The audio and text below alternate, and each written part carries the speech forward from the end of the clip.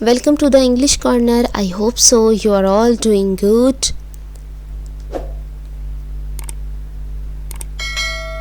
If you really get any small help from my video, then subscribe me, I will be glad.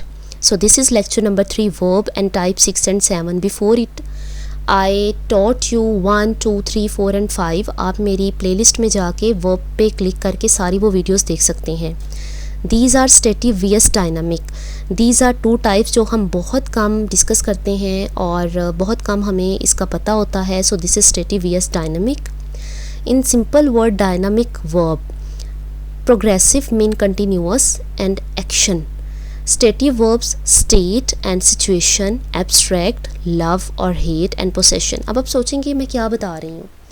Simple इनका difference ये है, dynamic को ना हम mostly कहते हैं एक्शन वर्ब, यानी वो तमाम वर्ब्स जो कि हमें एक्शन फॉर्म में नज़र आते हैं, कुछ करते कराते नज़र आते हैं, समटाइम कंटिन्यूस फॉर्म में नज़र आते हैं, उनको कहते हैं डायनामिक. डायनामिक का मतलब ही ये होता है हिलती जुलती हुई चीज़.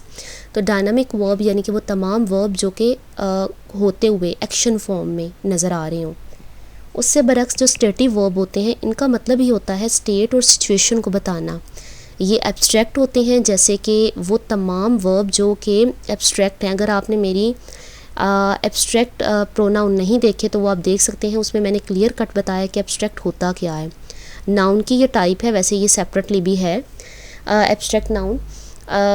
जो एब्स्ट्रैक्ट होता है वो तमाम हम ये कह सकते हैं कि जिन चीज़ों को हम टच नहीं कर सकते, जिन चीज़ों को हम देख नहीं सकते, सिर्फ हम उनको महसूस कर सकते हैं ना, बेसिकली एब्स्ट्रैक्ट उनको कहा जाता है.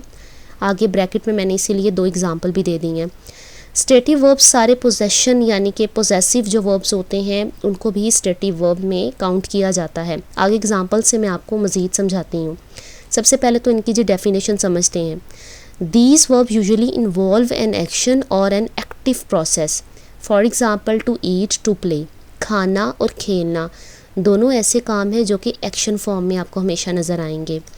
उसके बरक्स stative verb are verbs that describe a state और condition rather than an action. यानी कि स्टेटिव वर्ब वो वर्ब होते हैं जो हमें स्टेट किसी बंदे की या कंडीशन बताएं, ना कि वो कोई एक्शन परफॉर्म कर रहा है. जस्ट लाइक टू नो, जानना. जानना बेसिकली कोई काम करना नहीं है. टू वांट, किसी चीज़ को चाहना, माने तो ये वर्ब है लेकिन ये कोई एक्शन नहीं है. टू लव, किसी से मोहब्बत करना, ये वर्ब नहीं है लेकिन ये वर्ब है स्टेटिव, यानी कि ये एक्शन में नहीं है. To have, these are all stative verb. I hope so ये आपको क्लियर हो गया होगा. स्टेटिव और डायनामिक का मेन डिफरेंस ये है कि एक चीज़ वो जो कि मूव कर रही है, एक्शन परफॉर्म कर रही है, और दूसरी वो जो कि बिल्कुल ऑपोजिट है, स्टेट और कंडीशन बता रही है. Although some native use stative as dynamic. अच्छा जी, ये थोड़ा सा मेरा सेंटेंस समझ लें एक दफ़ा, ये मैंने नोट स्पेशली बनाया है.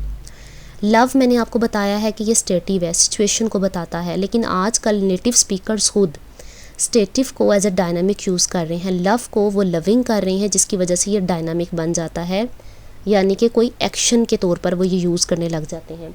And some are mixed verb like to look. To look क्या है, ये डायनामिक है, टू किसी को देखना, लेकिन सम टाइम ये स्टेटिव फॉर्म में भी यूज़ हो रहा होता है. वो कैसे, लाइक आई एम लुकिंग, मैं देख रहा हूँ, ये है डायनामिक, एक्शन परफॉर्म हो रहा है. यू लुक हैप्पी, अब आपकी कोई स्टेट या सिचुएशन बता रहा है.